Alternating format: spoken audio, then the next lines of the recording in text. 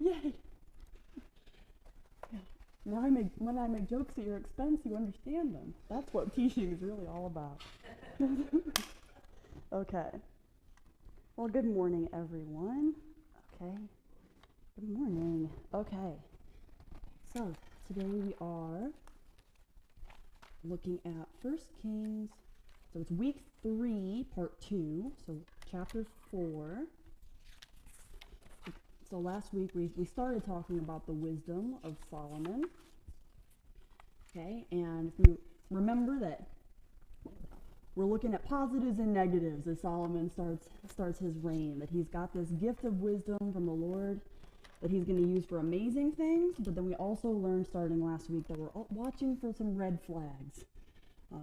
Remember that in the grand scheme of things, that we are looking for a reason why. Why is Israel in exile? Is it because God has failed or because Israel has? And so we're going to look at these little seeds of Israel's failure as we're reading today.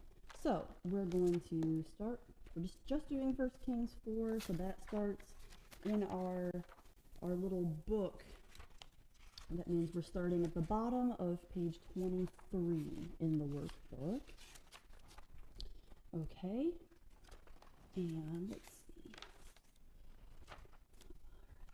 Shall we read? Page 477 in my Bible. That's very helpful. It's actually page 477 in my Bible too. Is that right? Is page 477 in yours? All right. Okay. All right. So we're going to read 1 Kings chapter 4.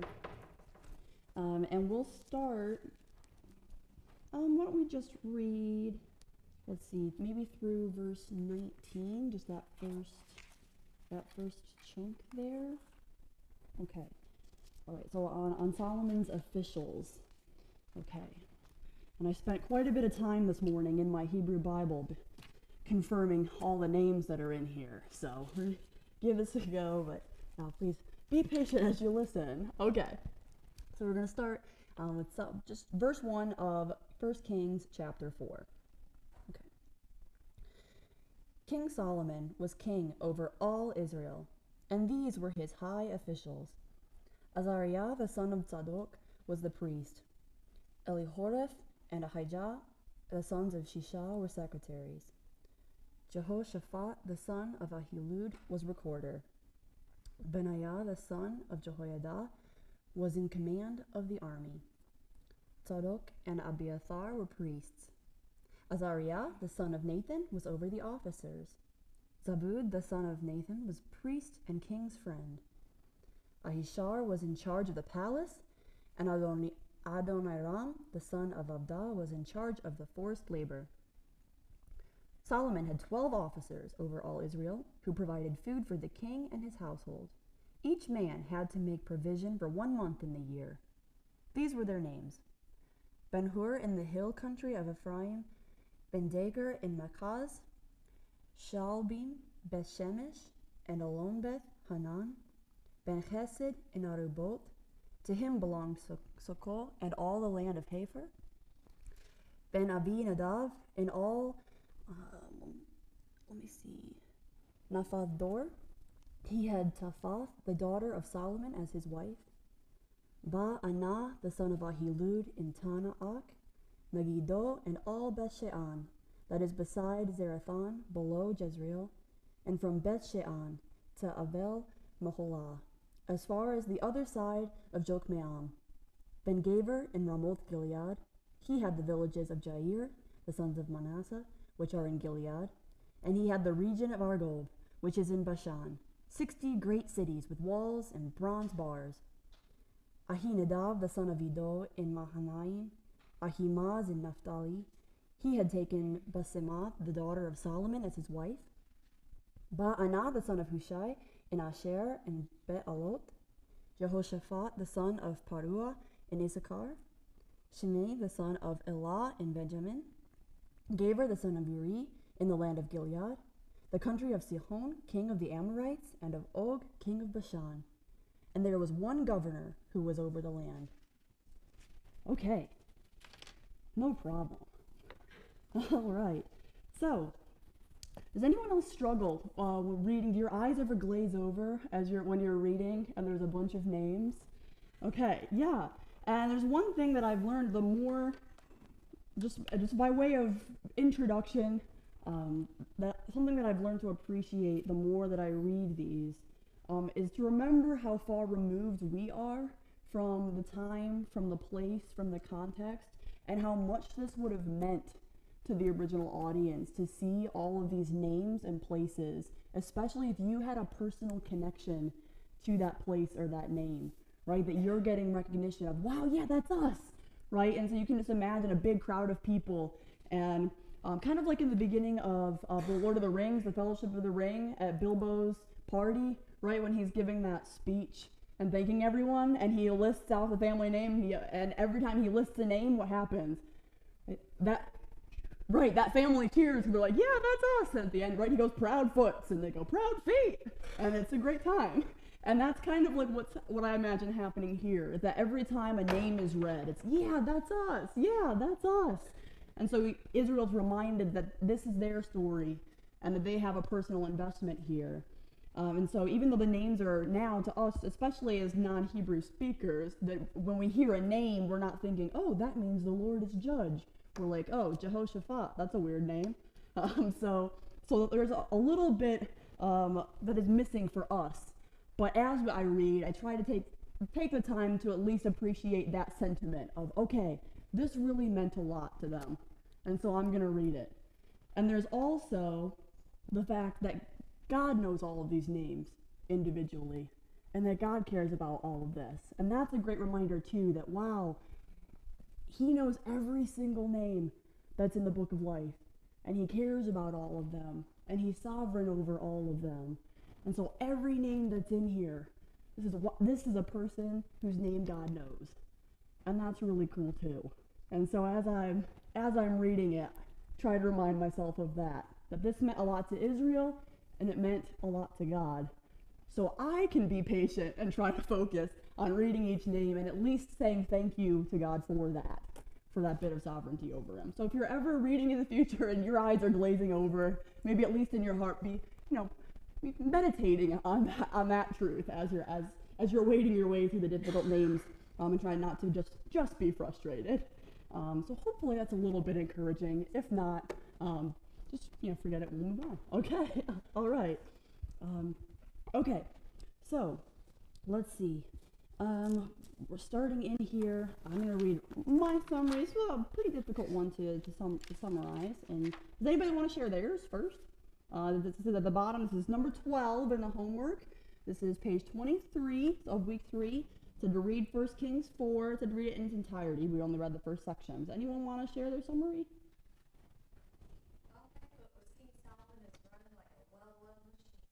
And as we read more and more, I think that metaphor comes out. Well-oiled machine that Solomon is running. All right, I like that. It's real brief. That is typical Bonnie, by the way. To have a really good. I love your summaries always. Okay, I wrote, Solomon exercises his wisdom in ruling Israel. God blesses Solomon and Israel abundantly for his name's sake. Okay. So let's get into the text in question 13.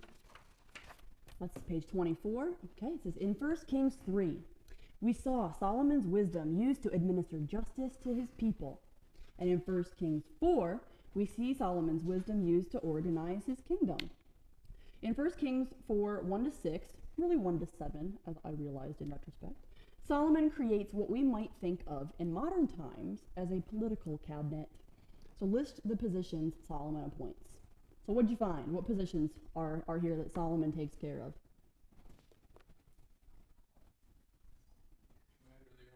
Commander of the army? Oh. Priests? Secretaries? Recorder. Yeah. We learned that in second grade, and it turns out that's a big cabinet position. So that's cool. All right. Use that to motivate any elementary age children you might have. Anyone else? Yeah, district governors. Mm-hmm. Advisor, yep, an advisor to the king. Yep, palace administrator. Yeah, supervisor of forced labor, that's gonna come back. And again, we see like right that there's this double-edged, right, where we're like, wow, yep, well-oiled machine, but then every once in a while, whoop, red flag. So, okay. Yeah, and there's a head district governor, we got that. I added just a note from verse 7, that there's 12 officers over all Israel. You didn't have to mark that, you probably didn't, because I didn't include verse 7. But just as a note, if you want to put it there, 12 officers over all Israel, to be included. Yes, and let's see.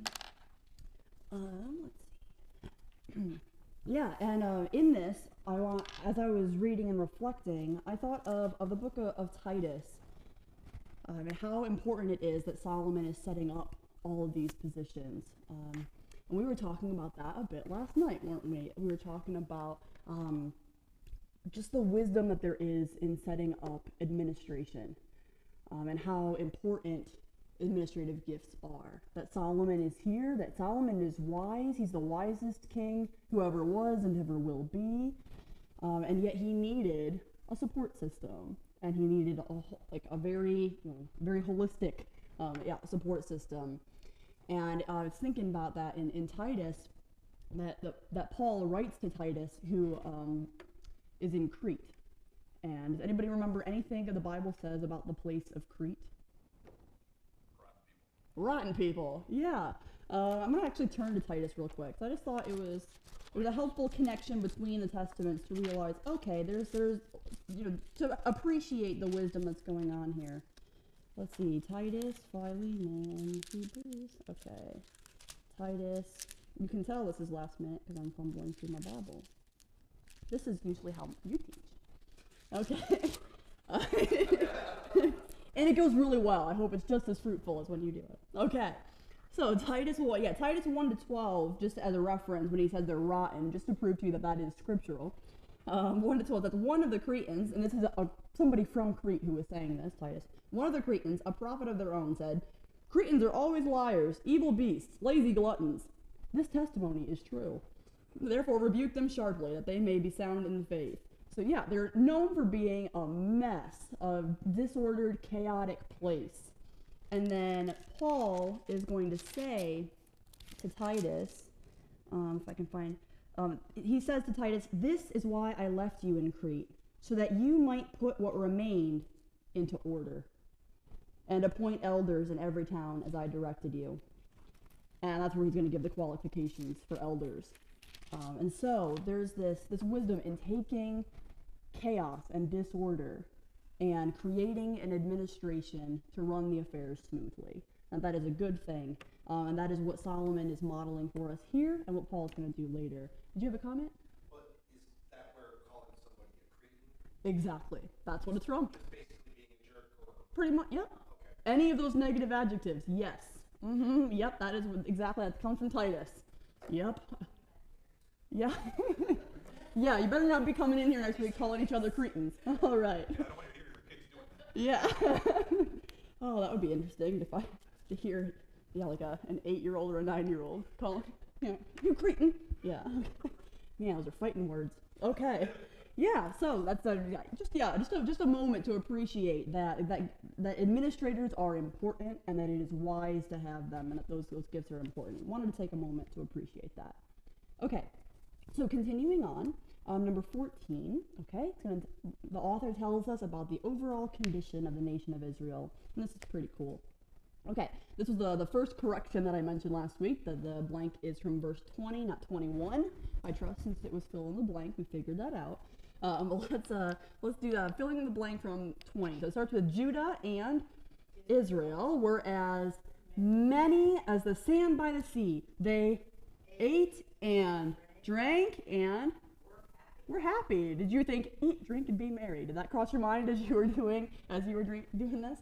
Okay, and then 1 Kings 4:24b, and he had peace on all sides around him. That's the big point in the middle, right? And then 1 Kings 4 verse 25, same thing. And Judah and Israel lived in safety from Dan even to Beersheba, every man under his vine and under his fig tree, all the days of Solomon. And I was singing a song from Hamilton when that happened. Okay, yeah. So, anyone happen to remember the word merism from our studies in Jonah and in Ruth? If not, that's totally fine. I'm going to explain it again. Okay, now to give you a hint for what a merism is, it's a rhetorical thing. So it's something that Hebrew writers did to make a point. So for example, the example I gave when we talked about this in Jonah was when we say in Genesis 1 that God created the heavens and the earth, right? Two extreme things, heaven and earth. Is it just saying God created heaven, God created earth? Everything in between, right? So that's something Hebrew writers do, is they take this end and they take this end to express something total, everything, the whole picture. And that's called a merism, just so you know. You don't have to remember that, but if you're somebody like, oh, that's a merism. Okay, I'll just write it down here so that you can see it. Merism, just for the totally ambitious. Okay, all right, so that's the merism. So there's a lot of that in this passage, right? So do you see any of those in here? Dan to Beersheba is a real big one, and that's going to come back later. So from Dan to Beersheba, where's Beersheba? W. Down south. And then where's Dan? Up north. Okay, yeah, very good. At the extreme ends of Israel. And I think the example that you've given before that I found helpful is that we have a song about that, speaking of America, and we have what is that? From sea to shining sea, and that means everything in between, right? And it's talking about all of America, okay? And sea to shining sea, this rhetorical effect that Hebrews used, that we've kind of picked up on that. It's lasted. It's been great. Okay, so yeah, when it says Dan to Beersheba, it means all of Israel, the whole place.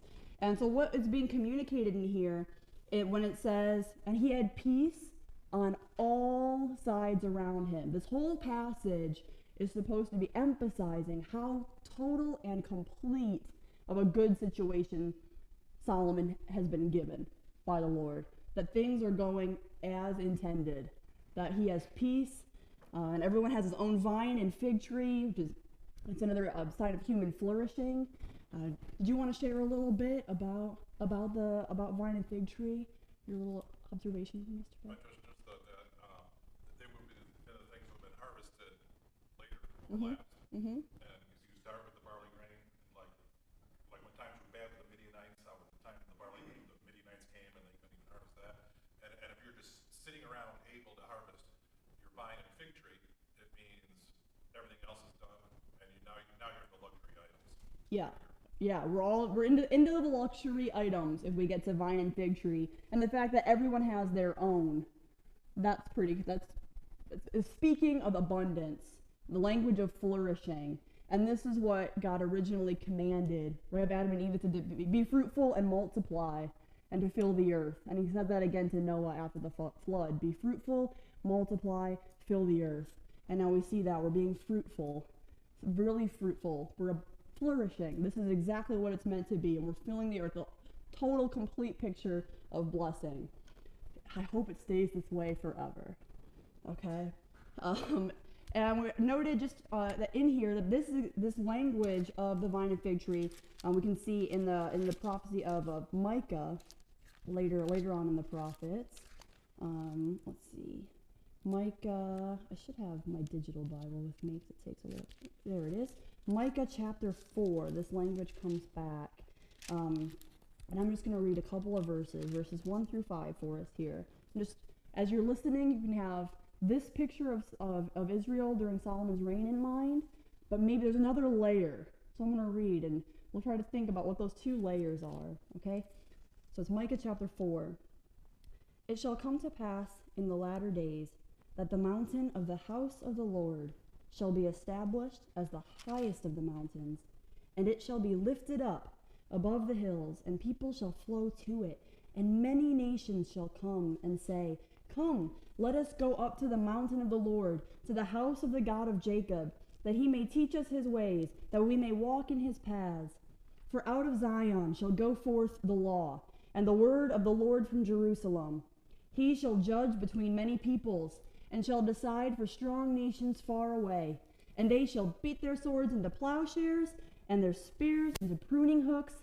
Nation shall not lift up sword against nation, neither shall they learn war any more. But they shall sit, every man under his vine and under his fig tree, and no one shall make them afraid. For the mouth of the Lord of hosts has spoken. For all the peoples walk, each in the name of God, but of its God. But we will walk in the name of the Lord our God forever and ever. I really like that passage. I got goosebumps while reading it. So, any connections that we might see to Solomon, and then what else might it be talking about? Yeah, and yeah, relationship with God. And you said, did I hear Jesus? Yeah, was just Jesus is God. That is that's very true. Very good. All right. Yeah. So this is the future, an element that this is happening. What Solomon is doing now is inaugurating a kingdom that a future son of David is. It's still future tense for us now, right? That this is a picture of the goal. So Israel is living out now a picture of what it's going to be like when the son of David comes to reign forever and ever. But this picture here of peace, they won't study war anymore, but they're going to have peace, there's going to have abundance, and we're going to be resting in this that the Lord has provided for us. And then as we see, he's going to judge between many peoples. We saw that right last week, the beginning of Solomon judging between those two women with the baby, and everyone was in awe, right? And it said people came to see, they heard of Solomon's wisdom. So we're going to see that continuing to happen. We're going to see it when Solomon's at his best. The law is going to be taught in Jerusalem.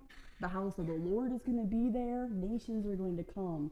So Solomon at his best is fulfilling this prophecy from Micah chapter 4. Okay? So, all right. Good stuff. All right, and so wrapping up this little section here, I said to look up 1 Corinthians 14:33 in the NIV. The language there is a little more helpful for understanding the connection to our picture, and fill in the blanks. For God is not a God of what?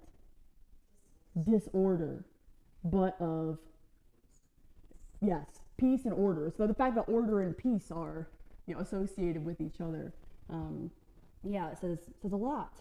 And so what do you say here at the bottom of that page where it says, how do we see this truth coming out through Solomon in 1 Kings 4? We've already talked about it a bit, but did anyone have any additional thoughts connecting the two?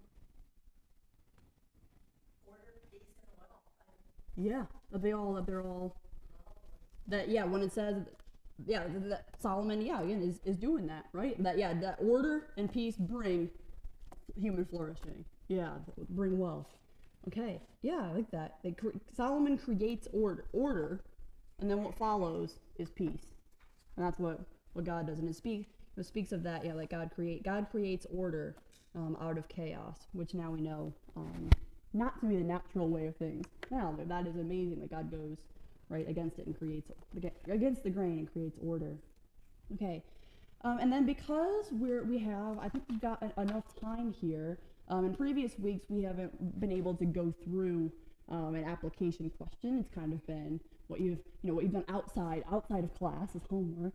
But I wanted to walk through just an example here. From verse 15, this application, just so that you can see especially if you're new to this kind of a study, the kind of thing that the application questions are asking, so that this is not purely an academic exercise, but also, okay, how can this speak to my heart and affect my prayer and my life?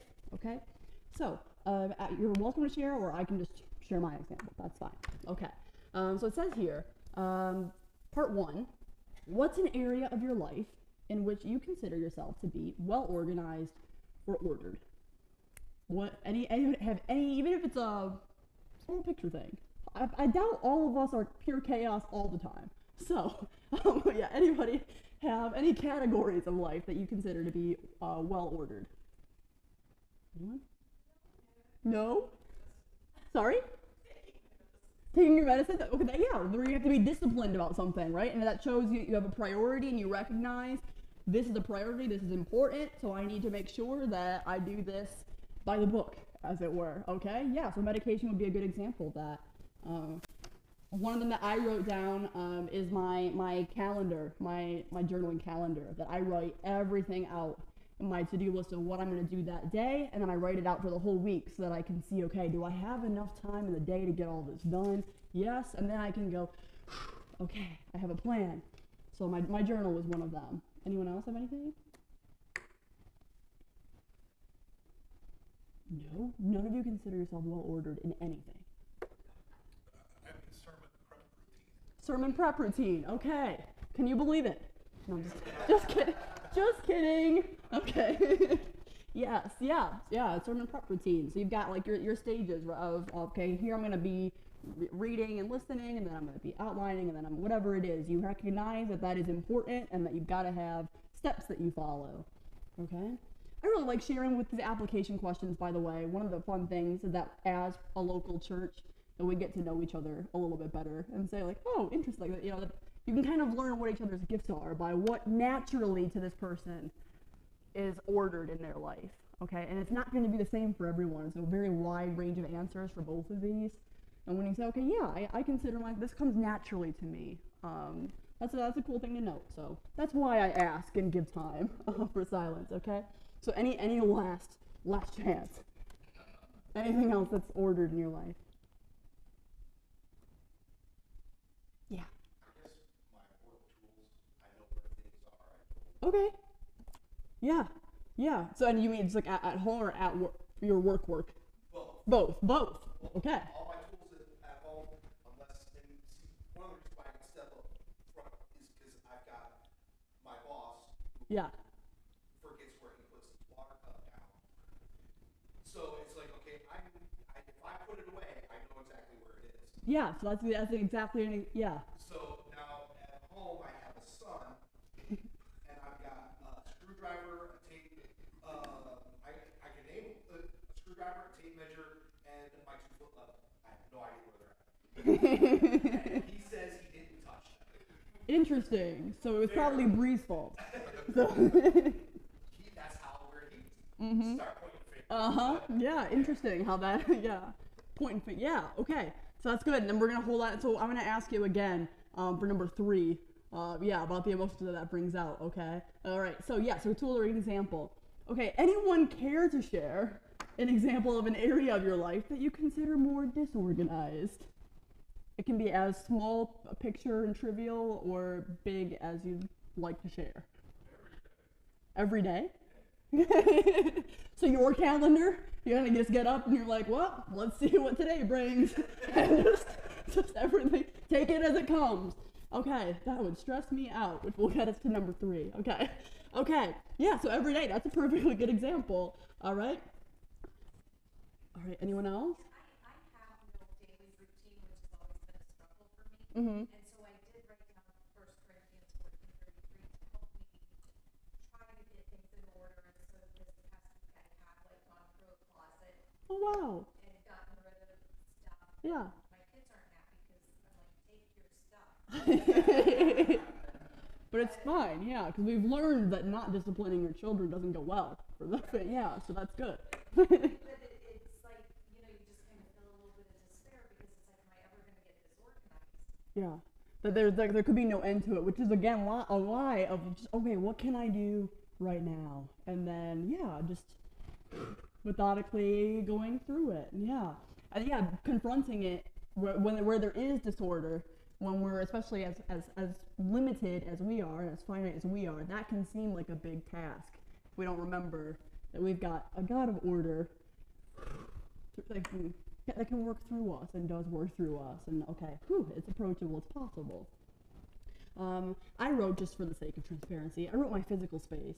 Like if you considered my mind and my work stuff, my digital space is organized, my mind is organized, and as a result, the physical space around me is not a priority.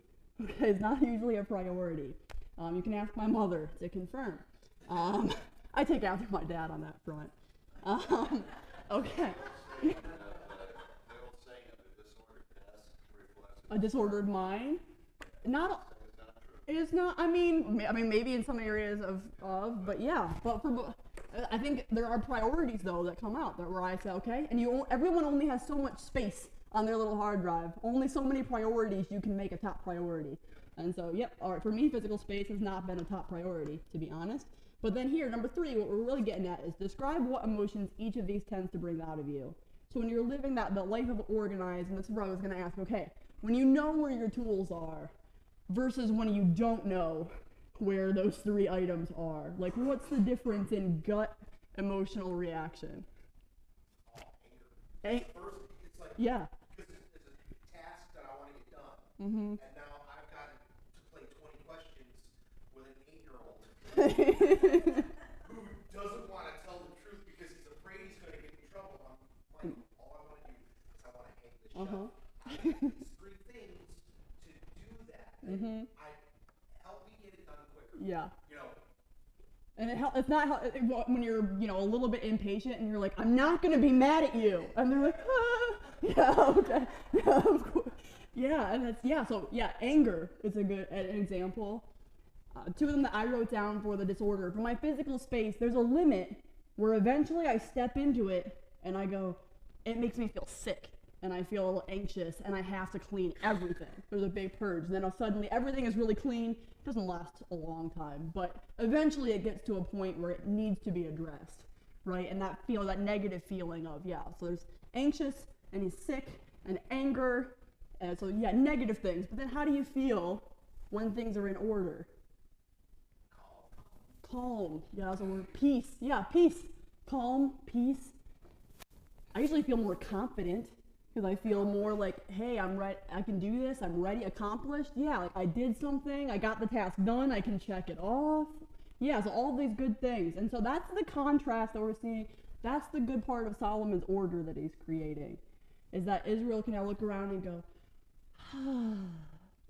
somebody with a plan is putting that plan into place and it's going great. And so that kind of feeling is what we're supposed to have, that exhale as we're reading this section. And it's not going to last a whole lot longer. So the rest of Kings, our stress levels are going to continue to rise. But remember that this was the beginning. That was where it all started. Because that's what's going to end up convicting Israel later. Okay?